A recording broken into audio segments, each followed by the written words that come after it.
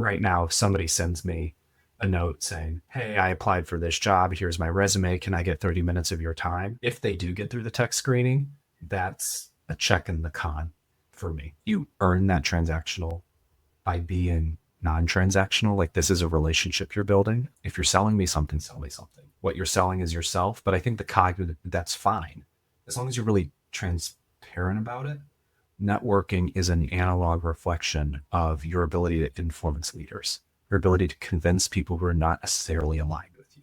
The community isn't there to serve you. You're there to serve the community and be part of it.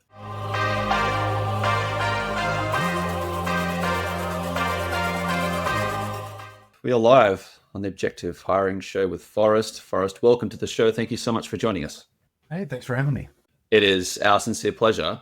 I think it would be great if you could start by just giving a brief introduction about yourself and what you're currently doing so audience can learn a little bit more about you. Yeah, hi. Forrest Dougan. I currently lead data and analytics at an automotive remarketing company called Openlane. Um, I didn't really know what automotive remarketing was until I started talking with some friends who worked there. But basically, if you turn your car into a dealer, there is a whole B2B side of how that dealer might sell that car at auction to another dealer who maybe has more expertise in selling that particular car. If you turn in, say, a Jeep into an Audi dealer. Um, so there's a whole bunch of infrastructure, finance, transportation, logistics, all of these knock-on companies, and I try to make us smarter through optimization. That's great. Yeah, and that's not a market I know much about either. So that's interesting to hear. Um, the place I'd like to start today is around candidates and the current market conditions they're facing.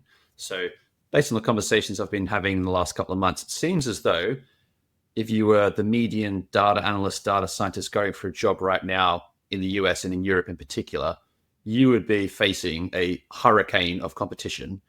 Uh, and if you're looking at these LinkedIn jobs uh, boards, you'd be seeing, oh, wow, 1,000 applicants in a day. Are you kidding me? And I could see how it would be, in a sense, almost demoralizing for these candidates to realize to realize what they seem to be up against. And so I just wanted to start the conversation around that piece. And if you've had any thoughts around maybe how candidates should be approaching the job search, like if you were suddenly on the market, if you were, in the early stages of your career looking for a job right now in this market, any thoughts around how you would approach it? Would you still apply to jobs through LinkedIn and places like that? Would you try some other method? Yeah, I definitely see what you're talking about too. I mean, in the US, we're at full employment, right? Like, there's many jobs open as there are people looking for jobs, pretty much like at parity from some of the recent economic indicators. My background's in economics, by the way, so I nerd out on macro stuff. Um, but what that turns into is these situations where there is just a uh, inundation of noise in terms of the candidates trying to get through to raise their hand to get their hand called on to even begin a conversation.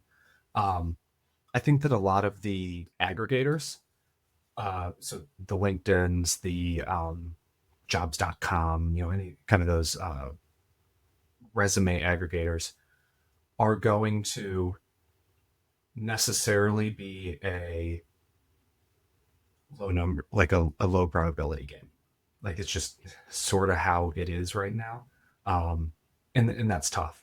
That said, I think that there is um, what I would be doing is I would be maybe doing my search, my discovery on those aggregated sites, and then specifically applying within the normal like career site, whether simpler career force or whatever that it links you to those generic ones. But I would be finding the jobs that I want to go after and then going after them through the company's channels.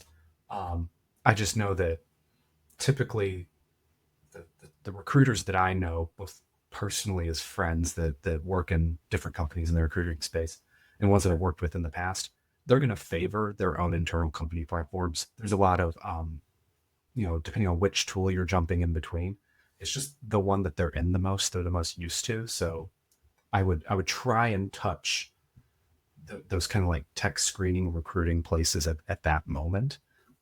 That's not always universally the case, Um, but I would try to keep through like captive owned surfaces that the companies are working on. Typically, those are the most integrated into their pipeline management tools, all that type of stuff. It's just easier. And like when you're talking 1,000 applicants a day, which, um, funny story, we had an applicant or a role open maybe 3 or 4 months ago, and I got a panicked call from a recruiter on Friday night at like 6 o'clock, and he was saying, "I don't know what to do. I don't think I can leave this job open." And we had opened it on Monday, and we had 1,500 applications.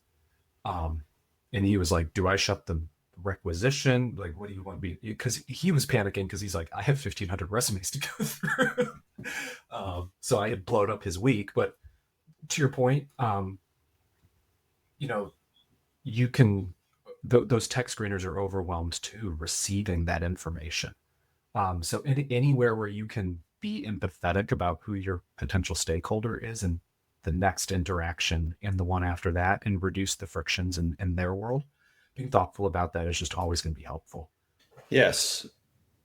Now, for candidates, I wonder whether there's a thought process or a conversation to be had about channels. So you basically said, well, even within the inbound channels, you could go directly to the careers page, and depending on the setup of the company, maybe because of the workflow of how those candidates come in, that's going to be favored or somehow prioritized compared to going straight through a jobs board, which is an interesting take. Um, what about the kind of inbound versus outbound approach? Or another way to put that is, how would you feel if a candidate connected directly with you as a hiring manager over LinkedIn? Would that be incredibly annoying or quite useful or somewhere in between? And if someone were to do that, is there a good way versus a bad way to do that in your view? Yeah, I maybe have a controversial opinion on this. In the way that this is currently done, that I'm receiving these types of requests, it's generally a net negative. Um, the I think 5 or 10 years ago it was a really nice effort with a custom thoughtful note. Um, but most importantly, it's that how I see most of these come through is trying to circumvent processes that we have in place internally as a company to collectively make our lives and our professional lives, our interactions easier. So when that happens, it's like throwing a wrench in the machine. Maybe the machine is not the ideal machine, but it exists nonetheless. Um, and particularly for newer graduates, I think that there's a little bit of context that they're missing. Um, and that asking for 30 minutes ahead of the screening turns me into the screener. That is one, not really my job. Two, it's somebody else's job who's probably better at it than I am, specialization of labor and all that type of stuff. And three, I only have so many hours to work. And when you're asking for 30 minutes, you're asking for, you know, 2.5 to 5% of my work week, depending on how many, hours I'm working and blah, blah, blah. But very often those notes are come with like non-trivial asks like, can you review my resume? Can you schedule 30 minutes ahead of time? I just want to talk about the role and get to know more about it. Um, and it makes me think that you don't have as much experience and shows that you aren't thinking about how our interaction as like a leader and employee would maybe work, like the realities of it. So I don't want to like bang on that. But connecting without asking for something, great. So I just said a whole bunch of stuff that would be maybe phrased in like stops. But I hate giving a stop without a start. So what I would do is, you know, message the leader or the hiring manager after you have the screening call. Even if you don't know you're through the screening call, don't ask for anything. Just say like, hey, I just spoke with your technical recruiter, or, I got an email reply from your generic system. I'm super interested in the job. I'm looking forward and hoping that I have an opportunity to speak with you further about it. Great. That you're not asking a whole lot. You're not stepping outside the system, but you're giving that personal note, acknowledging that you're interested, you're creating a value signal, right? Um, and then the other piece is, and I think that you and I talked a little bit about this a couple of weeks ago, um, was sending notes to hiring managers that you're not trying to apply to their team right now. Um, just connecting network to network, build your ear to the ground on when, when I have a job open on my team, I post about it on LinkedIn. If you are connected with me on LinkedIn, you haven't asked for 30 minutes of my time because of that job existing, but maybe you've interacted with some post, comments, sent me a note, just said, hey, I know that we've been connected for 9 months. That investment and thoughtfulness and is it gets noticed, to just put it a different way. Um, so leveraging those kind of cold communications, if you will, in a manner that respects the professional environment outside of that specific job requisition, is really the way that I see that being most effective. But right now, if somebody sends me a note saying, hey, I applied for this job, here's my resume, can I get 30 minutes of your time? If they do get through the tech screening, that's a check in the con for me. And we might talk about that as part of like, how do you work with other customers? What happens when there's a process in place that you disagree with? How do you, there's a little bit of a behavioral thing that I need to kind of poke on when that does come through my LinkedIn inbox, for instance. Wondering a couple of things. If you think back to the last few years, would your perspective on this have changed in a different market? Like, let's say the 2021 market, oh, there's no candidates anywhere in the world. It's this zero interest rate phenomenon period. Oh, we have to have the shortest hiring process possible. Quick, get an offer into their hands. Don't give them another stage. Like, we just need to grab them. Where it was just the kind of opposite of this kind of market. Would you have thought differently, or can you remember thinking differently then? Um, it was a little tough because I was in, or I said, answering that is kind of a hypothetical to me because we were on a pretty limited hiring conversation at that point, with the roles that I was at during the depths of the pandemic. Um, but I think that, yeah, I guess what I was trying to say is that it's situational. The situation in 2015 was different than it is today. Um, I think the tough part here, and maybe that's what these type of conversations that we have in public serve, is um, understanding the rich context of the current environment that isn't necessarily available by just seeing that 1,000 candidates thing. You know, there. So in 2021, if I had a dearth of candidates and somebody sent me a note saying, "Hey, I was super interested about it," again, not asking me to circumvent the process, but I may reach out to the tech screener in that case and say, absolutely screen this person. Here's a check mark in the positive for them. So situational awareness and like this advice can change basically. I think one aspect that's also relevant here is how relevant is the candidate. I don't know about you, but I find that uh, on average, if I'm getting bombarded with people's CVs about a job, it will be the job isn't even with our company, it's with like a client. So I can't help anyway. It'll be the person's not even in the right country that that role's being hired in. So therefore, it's a moot point anyway. The candidate doesn't have any skills or experience that seem to even overlap. And so, on average, I feel like there's a level of almost spamminess that then would discredit any other person from applying that same tactic. Yeah, no, that's a really good point. A lot of times when I see that kind of behavior art described that I don't like, I think it's a product of somebody knowing that this is a low likelihood fit. And so they're like, the heck with it, I'll roll the dice. There's no, they don't perceive any negative ramifications because it's already a stretch roll for whatever stretch means in that case. Um, but yeah, it just turns into spamminess. I'd say like, kind of being a good steward of the data professionals community is maybe just acknowledging that you're reducing the likelihood that a really good candidate is going to get noticed by filling, my inbox with spam. So throw your trash in the trash can. Like just be be a good citizen, good corporate citizen, both at your corporation and other corporations. If it's a huge stretch fit, don't harass the hiring manager. Um, if you're like, I'm a specialist 1 2 3 with 10 years of experience. They're asking for specialist 1 2 3 with 8 years of experience.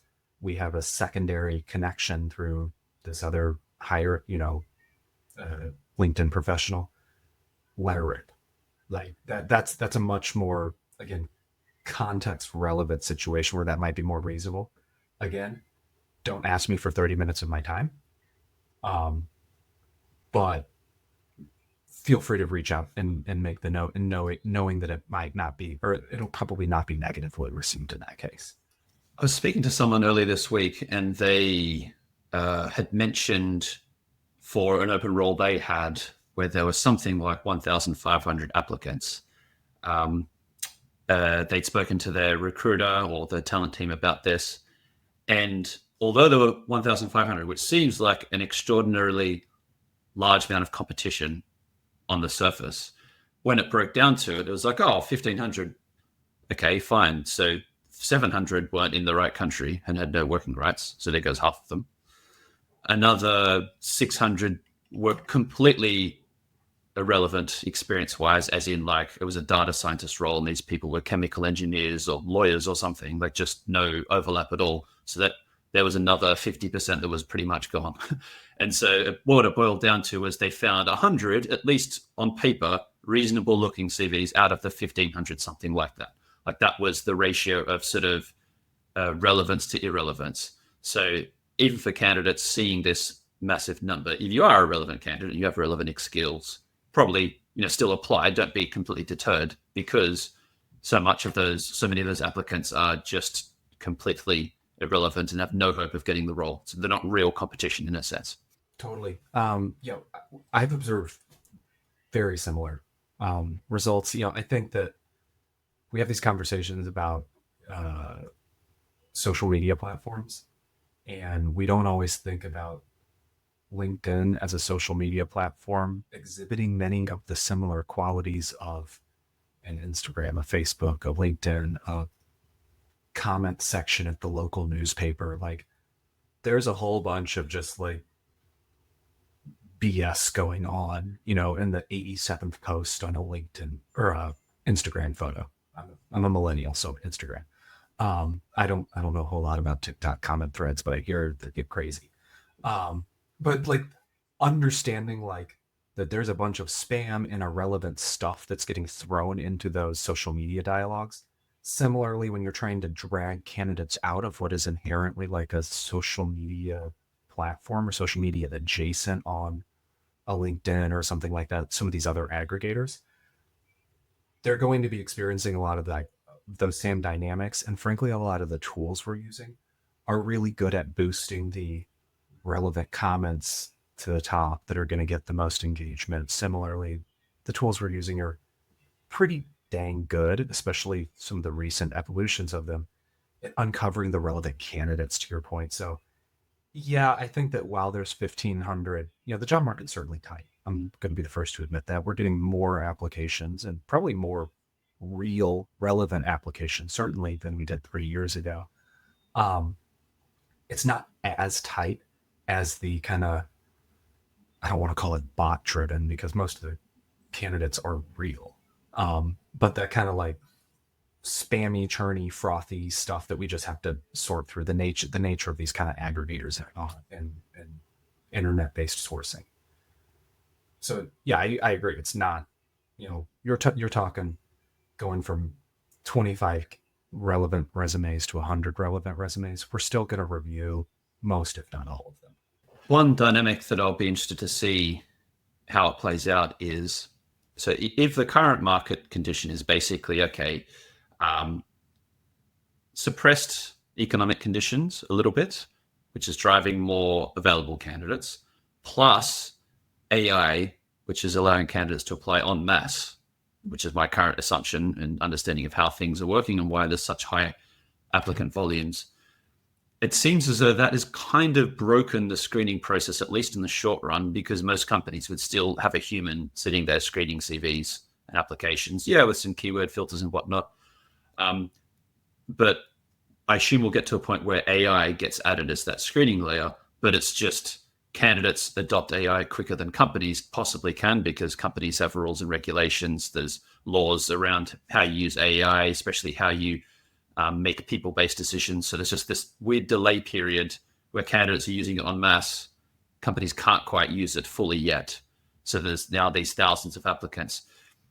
I worry in the short run period, would there be a reversal to almost like a referral based system where it's more about who you know, not what you know, where now companies have to rely on their current people to give recommendations over who they should hire just to get rid of this mess at the top of the funnel, at least until that bit is fixed? And if so, is that an issue? Like, is that's going to cause some fairness problems potentially if you're just relying on referrals? Yeah, I've been thinking about this a little bit as well. If you look at the CV, I mean, everything in like hiring is like signal theory around value proposition, right?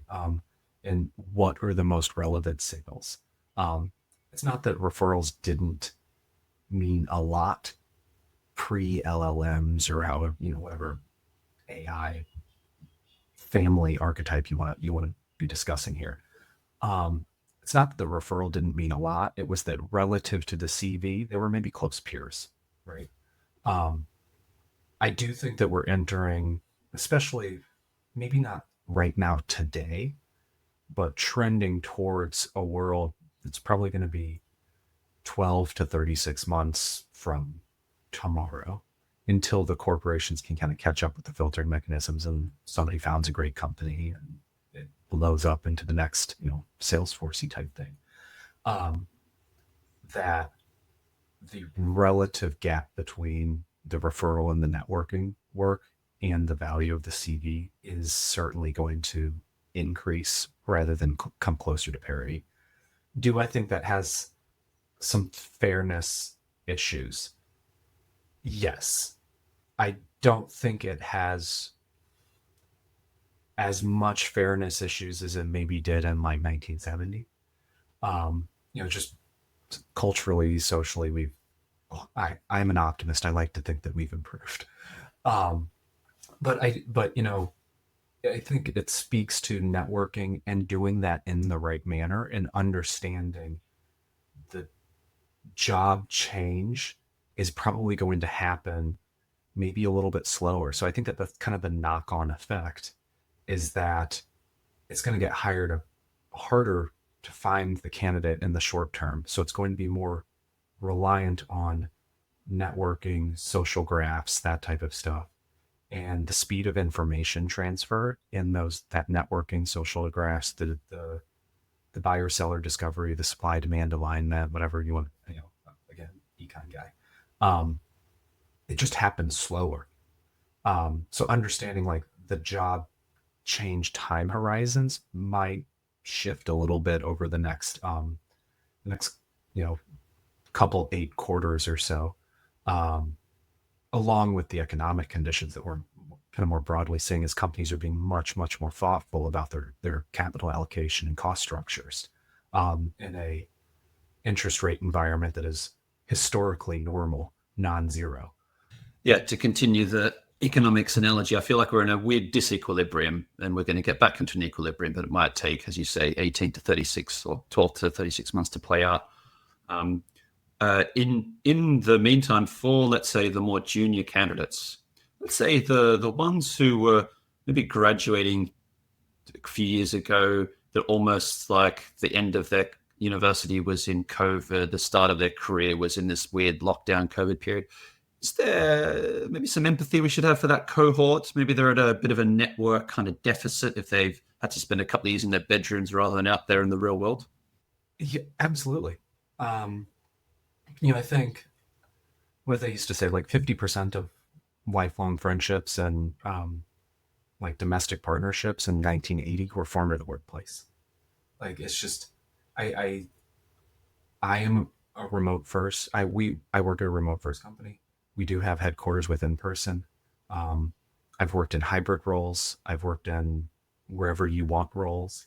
So it kind of run the gamut, especially um, the startup I was working for was hybrid before hybrid was cool. Then we're talking about 2014, 2015. Um, but there is definitely a higher hurdle in building online relationships. Um, I think that some of those, you know, social media platforms do some work to alleviate it, but there's really um, no no more impactful conversations that I've had from either a leader mentor or a peer mentor. Um, Conversation has not been in person for me, transparently. And so I do think that, early career professionals would be massively served to walk away from their work at home desk and grab coffee with somebody who happens to be in the same city as them. Go for a bike ride. I've really liked just going for walks. I'm in Seattle, Washington, and one of my favorite offices I ever worked at was on the piers, like actually over the water. Um, we shared a space with an architecture firm, so we got to see all the architects doing the architect work. It was just like a gorgeous space to be in. But on top of that, we would have meetings where we would just walk the piers, especially in the beautiful beautiful Seattle weather. um, but that sort of like casual, no agenda, how are things going? I didn't need to have a one-on-one with those people, but we had one anyway, and developed relationships that have paid off multiple times years later, either through just like a, hey, can you refer me to this thing? Can you connect me? Um, do you want to hire me? All of those have paid off, and being very purposeful in a digital world about creating human touch is, I think, something that maybe a lot of us didn't give its due when we started going remote. There's a lot of excitement about like the digital first. You can work from anywhere. Hey, I'm on a top of a mountain in Colorado. Hey, I'm at a club in Miami. Well, great, but all of those pros did come with taxes, and I don't think we necessarily realized the taxes. And um, like many regressive taxes, they give the most burden on people who are in the earlier stages, who are at the left hand of the distribution. Um, I think that's a really thoughtful insight, but my advice would be to just like go grab a beer or a coffee, or you're going to have to curate those moments. Yeah, and when we talk about networking, that's really what we're talking about. Networking isn't, oh shit, I need a job. Let me spam a bunch of hiring managers on LinkedIn. I'm sure there's must be some blogs out there which are encouraging that as the concept of networking, which is nonsense. I wonder if it's about. So is it about one the long term? So it's a long term game. It's not like I need something from this person now. Let me quote unquote network with them. It's very transactional. It's kind of leechy. It's more about mutual benefit, long term, genuine, no expectations as well. Like just meeting people, have a to know people, not necessarily expecting something. Maybe you could help them in 10 years. Maybe they might help you in 5. Maybe not, maybe you won't help each other ever. It's not really the point though, is it? And so is it just having the right mentality when going into it? I think so. I key in on like I've heard the term transactional relationships in the past, and when networking it's very obvious with like in a professional situation when somebody is beginning or initiating a networking moment and it becomes transactional. Um, you earn that transactional by being non-transactional. Like this is a relationship you're building. If you're selling me something, sell me something. If what you're selling is yourself, but I think the cognitive that's fine as long as you're really transparent about it. Um, but the price has to reflect the value. And I think that to our point about like asking for 30 minutes, I'm like, there's 5 levels of conversion here, diminishing the top of the the customer acquisition cost or employee acquisition cost, if you will. Spend a lot of time in digital advertising, um, and just kind of respecting that as well. Like, I do think that there's a place for reaching out to those hiring managers, but much like financial investment, you should understand your investments in time horizons. There are investments that you're going to make that you hope pay off in 0 to 3 months. There's other ones that are 3 months to 18 months. There's other ones that are 18 to 5 years, 5 years plus, etc. Um, just being thoughtful about where this kind of conversation could help out, and then um, letting the time you give to create the next conversation. I've had some great calls that have led to professional success for me. I scheduled 5 months before it actually happened, just not wanting to be a burden on that person's time, knowing how busy they were. We still had a relationship. It was in the icebox because we built it for 3 or 6 months working together, and that person went on to another company. But I said, like, hey, Jimmy, just want to see how things are going. you know do you have time in June? And this is January. You can always get on somebody's calendar with that type of time horizon, but placing those investments, or planting the seed, letting it grow. You don't grow a watermelon overnight. Like, just, that's a weird metaphor, but just roll with me. But just being thoughtful about it, and know that it's work, like, and it's valuable work, it's valuable investment both in yourself and your career. And I think um, as well, thinking about it at letting other people place seeds in you where you can help them in the future without that transactional, like being very be very clear, or like understanding your mind, and that'll come out in your behavior, in your language, that these are two-way conversations with networking. It's not always a parasitic transactional sort of thing that you're trying to gloss over. It just, if you go into it that it's not that, it'll come out in your language and your voice, and how you kind of compose yourself with making wonderful, deep relationships that oftentimes turn into personal friendships, which are even more valuable than those professional ones. Is there something to be said for maybe the value of these networks increasing even more given the development of large language models for data roles? Maybe now you could argue, if you think of like soft skills versus technical skills, maybe the technical skills are being slightly diminished in some sense in their relative importance. Maybe if large language models can do a lot of the heavy lifting. If I think about all the people I've spoken to in the last couple of months, they're all emphasizing the soft skills and like adaptability, willingness to learn as the key criterion they have for candidates. But what about just the value of your network? Like, if you're a candidate and you're sitting there going, okay, I need to improve my career, what am I going to focus on? Udemy is telling me I should take this technical skill course. My manager's probably saying, well, actually, to improve your communication skills. But then there's this network thing that maybe no one's pushing because you can't really sell it. Maybe there's almost like a bias against valuing that thing because there's no way for someone to monetize it. And maybe for candidates, investing in that might end up being way more valuable than the 45th Udemy course they've done. For sure. Kind of particularly, starting to invest today, and you talk about how crazy things are going to be in, like, 30, 36 months, something like that. I think that there's a significant opportunity for hedging your own human capital in building those networks right now. It's certainly going to be a differentiator. I think it always was a differentiator. I kind of talk about those kind of like soft communication skills. Something that I have banged on for years about with analytics professionals and mentors is, so many people forget that they say, like, oh, I want to go into data science. Oh, business intelligence, creating intelligence assets for a company, machine learning.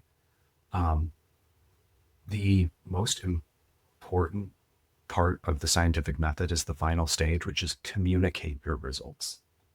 If I know that you are a good communicator because I have networked with you, we've had maybe short, maybe long conversations that are abstract, both personal and professional. Like, I get your communication style. I see that real time and probably much more abstract, challenging situations and thought games than we've had at like something tactical, reviewing an A/B test or something like that. I know that this person in my network who's become a valued part of my network, who's contributed to me, I've hopefully contributed to them, is going to be excellent at landing the final stage of the scientific method that is going to create action. And that's the most important part. You can, be a top 0.01% leak code person. I've interviewed these people, and at best, I would lock them in a closet and tell them not to talk to stakeholders. And that would be as high as they can rise. And I'm being a little bit facetious, right? That'll hopefully that's not a pull quote at any point. But the you have to have these conversations. Networking is a reflection of your ability to influence inside of an organization. And I think maybe people aren't so explicit about that. But networking is an analog reflection of your ability to influence leaders, your ability to convince people who are not necessarily aligned with you, to challenge people. How do you argue? How do you empathize? Like, you're demonstrating all of these soft skills when you're doing these kind of networking, get to know you things. I've never been in a meeting with this person. They walk in. How are they going to compose themselves? I know because I've talked to this person, but nobody else does. But I can confidently bring this junior employee into this room because I have a 9-month history with them, even though it's their third day on the job. I think it unlocks access to a lot of rooms a lot faster because I don't have to review this employee for 9 months before I consider letting them in to present their own work rather than me present their work for them, for instance. Um, and I love to do this because that type of exposure gets employees excited. It gets them working. They receive the questions in person. There's nothing lost in translation. It makes the entire organization better. But I also have to know that they're not going to cause swirl at a senior leadership review.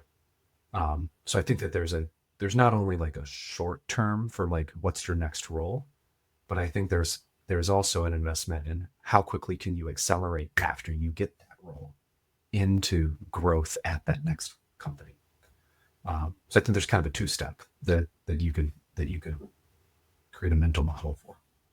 It's really interesting. And so, in a sense, there's the benefit to the networking, but also there's this other signal, another signal of your competence, of your skill in doing it in the first place. It's like a meta benefit almost. Yeah, absolutely. And I don't think people think about it that way, but I think that in practice, that's how they're actioning it. Yeah. And yeah, for perhaps younger candidates who haven't gone out of their way to network before, I'd share an example of my own. So when I was founding Alooba, the first thing I did was reach out to people in Melbourne and Sydney, data leaders, and just asked to grab a coffee for 30 or 60 minutes. This is pre-COVID, so you could still do face-to-face stuff. It wasn't in this weird online world. And most people are happy to have a coffee. Certainly back then, like I know things have probably changed because maybe there's just more asks being made on LinkedIn, but people were more than happy to have a coffee and chat about what they do. I wasn't transactional, so there wasn't a bait and switch. It wasn't like, oh, let's have a coffee to catch up, and then I'm trying to flog them something. Like, it was just a genuine conversation. It was just genuine conversations. And what I noticed was something really interesting was I never asked for anything, like, sorry, other than the coffee, and we had an interesting coffee, and hopefully it was mutually beneficial. But it's not like I got to the end of the coffee and was like, so buy this thing that I haven't built yet, or sign this contract, or da-da-da-da. We just had a chat about stuff. And then it was funny how probably a third of them would spontaneously go, oh, I should introduce you to X. Oh, it'd be really good. Like, once you got the first version of this product, I'd love to see it. I'd love to try that out. And our first customers were all people from this very soft like research stage of the business where I wasn't trying to sell them anything. I was just having a conversation, learning about what they did and sharing my thoughts. And yet, I guess maybe based on their personality or the kind of character they were, some would go out of their way to try to help you. Like if they see that you're genuine, you're giving something a lash, they'd almost be happy to help. Um, so there's almost some sense of, yeah, if you keep it non-transactional, don't have high expectations, and are genuine, then kind of luck can turn on your side in a sense. I strongly agree. At the end of the day, I said it earlier, I'm an optimist, but I think people like to help and they like to be helpful. Almost universally, and maybe it's a personal belief, but I personally need to believe that. That said, I have more evidence for that than the opposite.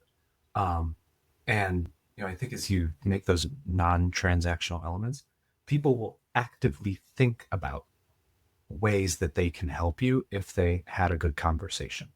Um, and it pays off in compounding effects across your network. I don't know what happened, story for myself, but I don't know how it ended between these two previous colleagues that I connected. But one was working on an AI startup for special needs learners. And another one, I worked at an educational technology company, um, had helped us pilot a lot of, kind of pre LLM um, at risk learners or needing some kind of additional support due to, whatever kind of challenge they might have academically. Um, and so when I found out that, I just sent a note, hey, Tina, um, name's not Tina, what are you working on these days? She told me what I was. They're in pre-seed funding. And I said, you absolutely need to talk to Sandy. So I connected Sandy. Um, and I was so excited to do that. I wanted to be helpful. The more investments that you're going to make in that type of stuff, you're going to see people helping you along the way just because they want to be helpful. Um, and it's a good feeling to do too, and to be a steward of that, community and relationship that you're a part of, right? Like the community isn't there to serve you; you're there to serve the community and be part of it.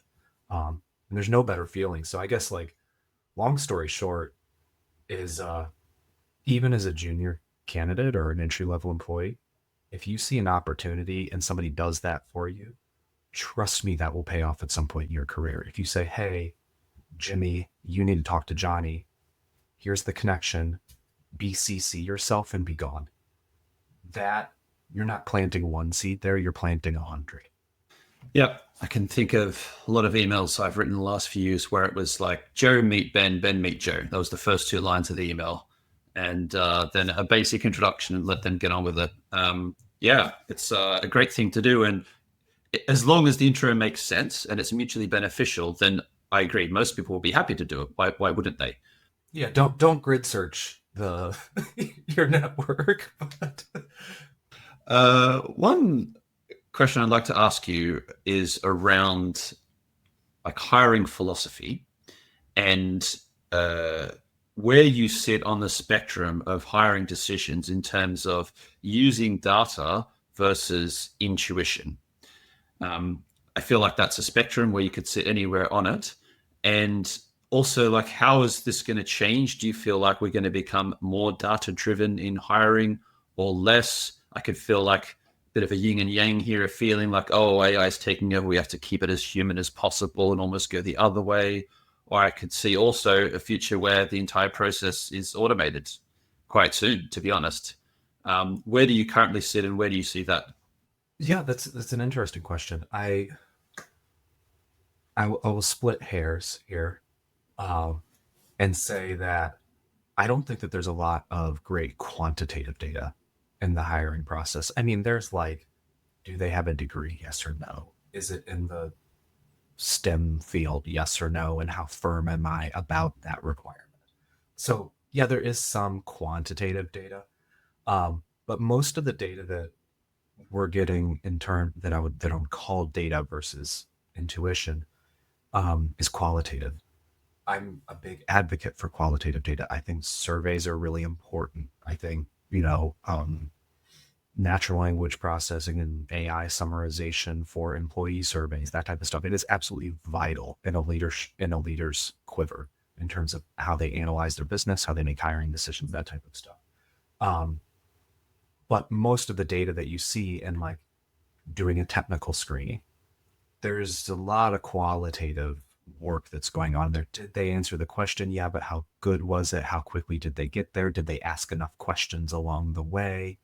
Um, so the method of answering questions and the methodology is where I get a lot of like my kind of qualitative, like, did they ask any questions at all? Would maybe be the quantitative element. And then like, how good were those questions? How creative? Um, those are kind of important indicators for me. But at the end of the day, I kind of think of intuition as the final boss, right? Does this person fit the type of role? Do they have the voice that we need for this role to carry? Um, or do we think that they can grow into it given the preponderance of additional skill sets they have in some of the, non-soft skills? But, kind of back to my thoughts about communication being the most important. At the end of the day, if I say my perception of your communication skills are going to be kind of the North Star here, um, then it's going to be intuition 51%, qualitative data kind of 49%. That's where I land. I think that there's a lot of different points of view on it. Um, but the long and short is you can't throw out either when you're making a hiring decision. And frankly, I think it's a little bit different depending on where you are, where you're hiring in the career journey too. I'm more concerned with sort of the qualitative elements, the horsepower, the just like the raw horsepower of the candidate. Are they a blue flame thinker? Um, do they ask questions? They don't even have to be the right questions. Do they have broad exposure over going super super niche? And then can they communicate how they fix problems?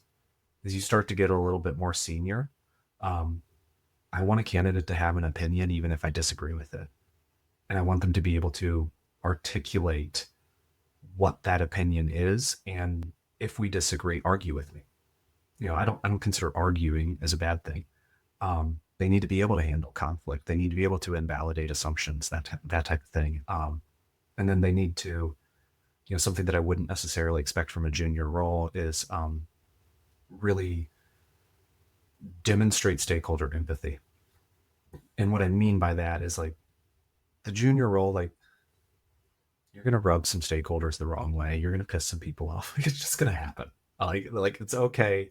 Learn from it. Take your lumps. Take feedback. Proactively ask for feedback so that you can develop this empathy for how your peers, how your distant stakeholders, your skips do their jobs, leading to what I look for in senior candidates is they're not fixing problems, they're preventing them. So that they know what square or tile on the sidewalk not to step on. That becomes intuitive. Um, so I do think that there's different stuff that I am looking for, and then kind of an additional layer is, do I want to hire somebody to challenge the status quo? Do I want them not to be a culture fit? That is, particularly as you're like building teams of teams. Um, those are really important things that are getting assessed in the interview process that are difficult to suss out with data. There's just a lot of intuition. Like, does this person know when to raise their voice, and do they know when to stop raising their voice? Um, those are, you just kind of suss those out. Which, back to the networking conversation, the more time I have to suss that out without there being a lot of pressure on it, to build that kind of quiver of intuitive, qualitative moments, it pays off in the future. Well, that's a great angle there is, in the hiring, a typical hiring process, even a lengthy one that might be, I don't know, 4 or 5 interviews, still 4 or 5 times 1 hour that's a limited sample size. That's not even one full working day to learn about someone. And so if you've had the opportunity to meet them already a couple of points in time over a year, that's a bigger sample size. And also just the trust element. Like if hiring is sales in a sense, like you're buying a person or selling yourself uh, in a certain way. Not sure people would phrase it that way, but anyway, there's a trust element on both sides. And so what builds trust better than time? I don't know anything. Like if you've known someone for a long time and they haven't been a jerk, then that's the best possible indicator. And it's hard to replicate that in I've got a few interviews over the next couple of weeks. Yeah, like when the pressure's on, the person's trying to like compose themselves in a certain way. It's like, how do I know how you're going to react? Like, uh, um, and you know, when there's not pressure and money on the line and all that kind of stuff. Um, I guess there's always money on the line. Yeah, a more genuine, real environment rather than this kind of contrived dance act thing that we all do in hiring inevitably. Absolutely. Yeah. Forrest, I have one final question for you today, which is if you could ask our next guest one question, what question would that be? If you could hire one historical figure for your leadership team, who would you hire? I would say they have to be dead or like at least 80 years old, like to the point where, uh, who would you hire? Like historical figure. Oh, I mean, the first name that comes to mind is Churchill. If we're in a crisis and we need to get out of it, I'll be going, yeah, get Winnie in. He's gonna probably rub a few feathers the wrong way in 2024. It's fair to say, but I don't care. If you need a man in a crisis, he's the dude. I just watched the new Netflix documentary about that, and it was excellent. I'm a Churchill nerd, so I feel like you chose well. Yeah, I haven't seen that. I'll have to watch that one. Maybe we don't have it yet on Australian Netflix, but I could maybe VPN in. I don't know. Trick the network security engineers. Right. Well, yeah, I will level that question in our next guest, and I'm interested to see what they'll say. Maybe they'll also go for Churchill. Who knows? But time will tell. Forrest, it's been a great chat today. Really interesting conversation. You're very eloquent, and you've shared some really interesting insights with our audience, and covered off a lot of ground that I haven't heard before. So I think it's going to be a really great episode for everyone to hear. So thank you so much for joining us. Yeah, thank you so much. It was nice talking with you, and looking forward to networking again sometime soon. So we'll chat.